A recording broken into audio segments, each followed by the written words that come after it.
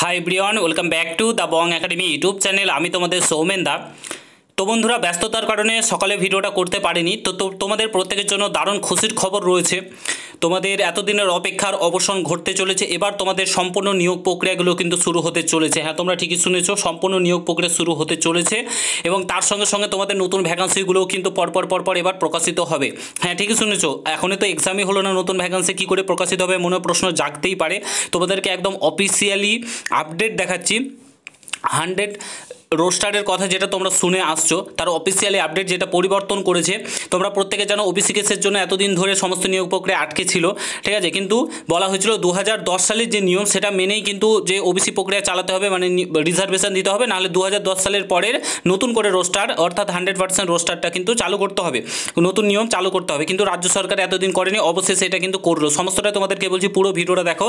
চ্যানেলে নতুন হলে অতি অবশ্যই চ্যানেলটাকে সাবস্ক্রাইব করে পাশে থাকা বেল আইকনটাকে প্রেস করে দেবে। যখনই আমি নতুন ভিডিও আপলোড করবো তার নোটিফিকেশন সর্বপ্রথম পেতে অতি অবশ্যই চ্যানেলটাকে সাবস্ক্রাইব করে দেবে। অন স্ক্রিন তোমরা দেখতে পাচ্ছ government of West Bengal officially notification, labour department, date দেখতে পাচ্ছ 13/6/2025 নোটিফিকেশনটি পাঠানো হয়েছে বিভিন্ন ডিপার্টমেন্টে, বিভিন্ন দপ্তরে, কোথায় কোথায় পাঠানো হয়েছে তোমরা দেখতে পাচ্ছ। গ্যাজেটেড নোটিফিকেশন, ঠিক আছে। তো তোমাদের এখানে গ্যাজেটেড নোটিফিকেশন প্রকাশিত হয়ে গেছে। তো 100% রোস্টারটা কি? 100% রোস্টারটা হচ্ছে বেসিক্যালি তোমাদের যে রিজার্ভেশন সেটাকে কিভাবে ডিস্ট্রিবিউট করা হবে, কিভাবে দেওয়া হবে, রিজার্ভেশনের পলিসি কিভাবে হবে, কিভাবে সাজানো হবে তোমাদের ওবিসি, মানে ওবিসি বলে না, সমস্ত রিজার্ভেশন যেগুলো থাকে তোমাদের ওবিসি, এসসি, এসটি, মেনলি তোমাদের ওবিসি নিয়েই কেসটা হয়েছিল। তো সেটা বলা হয়েছিল কলকাতা হাইকোর্টের যে 2010 সালের নিয়ম মেনেই তোমাদের রিজার্ভেশন দেওয়ার কথা, বাট রাজ্য সরকার সেটা মানেনি। রাজ্য সরকার ভুলভাল করেছিল, তার জন্য রাজ্য সরকারকে বলেছিল পুনরায় তোমার রিজার্ভেশনের যে পলিসি সেটাকে, নিয়মগুলোকে ঠিকঠাক করতে। সেটা রাজ্য সরকার এবার অবশেষে করেছে, ঠিক আছে।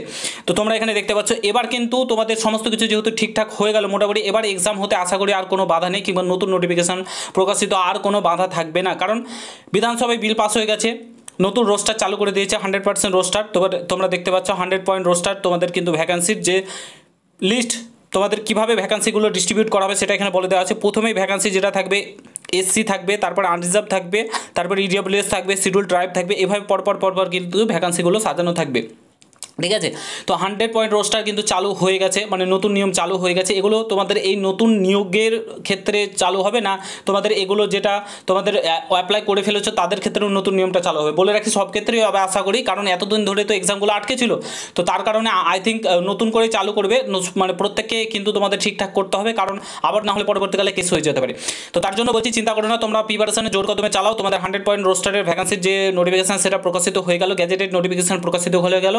খুব শীঘ্রই এক্সাম হবে, সম্ভবত তোমাদের পুজোর আগে একটা এক্সাম নেওয়ার পসিবিলিটি রয়েছে, যদি স্কুল পেয়ে যায়। WBPRB যদি স্কুল পায় তাহলে একটা এক্সাম নিয়ে নেবে, তারপরে তোমাদের কিন্তু WBPSI, তারপরে তোমাদের কনস্টেবল, এগুলো এক্সাম পরপর কিন্তু হবে। তারপরে নতুন নোটিফিকেশন, প্রচুর নোটিফিকেশন কিন্তু প্রকাশিত হবে, ঠিক আছে। তোমাদের ভ্যাকান্সি প্রকাশিত হবে, প্রচুর ভ্যাকান্সি পেন্ডিং পড়ে রয়েছে, সেগুলো সবকটাই কিন্তু এবার প্রকাশিত হবে। ওবিসি কেসের মোটামুটি জঞ্জাট মিটে গেলে এখন পুরোপুরি কলকাতা সুপ্রিম কোর্টের দিকে নজর থাকবে, কারণ সুপ্রিম কোর্টে কেসটা রয়েছে, সেদিনকে আই থিঙ্ক সুরাহা হয়ে যাবে, কারণ বিধানসভায় বিল পাস হয়ে গেছে, আর কিছু করা থাকবে না। কারণ রাজ্য সরকারের হাতে সেই ক্ষমতাটা থাকে, রাজ্য সরকারের হাতে সেই নিয়মটা রয়েছে যে তারা যে তোমার কি বলে রিজার্ভেশনের যে পলিসি সেটা পরিবর্তন করতেই পারে, ঠিক আছে। এটা রাজ্য সরকারের হাতে ক্ষমতা রয়েছে, এটা কেউ কিছু করতে পারবে না। তো তোমাদের নতুন করে যে কেস হয়েছে কিংবা কিছু হয়েছে, যাই হয়ে যাক, এবার তোমাদের এক্সাম হবে, আমি তোমাদেরকে খোলা বলছি। আর কেউ তোমাদের এক্সাম থামাতে পারবে না, নতুন নোটিফিকেশান আসা থেকে কেউ থামাতে পারবে না। নতুন নোটিফিকেশান আসা থেকে থামাতে পারবে না বলতে, সরকার যদি চায়, সরকার যদি না চায় তাহলে নতুন নোটিফিকেশান আসবে না, কিন্তু তোমাদের এক্সাম এবার কিন্তু শুরু হবে, চালু হবে। রাজ্য সরকার এগুলো অনেক আগেই করতে পারতো, বাট বুঝতেই পারছো পলিটিক্স, রাজনীতি তো আমরা ভালো বুঝি, আর খুবই রাজনীতি হয় আমাদের পশ্চিমবঙ্গে। পলিটিক্সের জন্য ছেলে মেয়েদের জীবন থেকে 1.5 বছর নষ্ট করে দিল, এবং এখন মানে কী আর বলবো, যাই হোক বাদ দাও। প্রত্যেকে প্রস্তুতি নাও, তোমাদের 100 একদম অফিসিয়ালি আপডেট তোমাদেরকে দেখিয়ে দিলাম। প্রত্যেকে জোর কদমে প্রস্তুতি চালাও এবং প্রিপারেশন নাও, সেপ্টেম্বরকে টার্গেট করে এগো, এটা তোমাদেরকে বলবো। যদি এক্সাম না হয় তাহলে পুজোর পরেই এক্সাম হয়ে যাবে, ঠিক আছে। তো প্রত্যেকে প্রিপারেশন নাও, এটা তোমাদেরকে বলবো, এবং হাতে কিন্তু একদমই সময় নেই। আশা করি বুঝতে পারছো। ভিডিওটা ভালো লাগলে শেয়ার করো, চ্যানেলে নতুন হলে অবশ্যই সাবস্ক্রাইব করে দিও। দেখা হচ্ছে নতুন ভিডিওর সঙ্গে। ভালো থেকো, সুস্থ থেকো, গ্রুপে জয় হিন্দ, বন্দে মাতরম।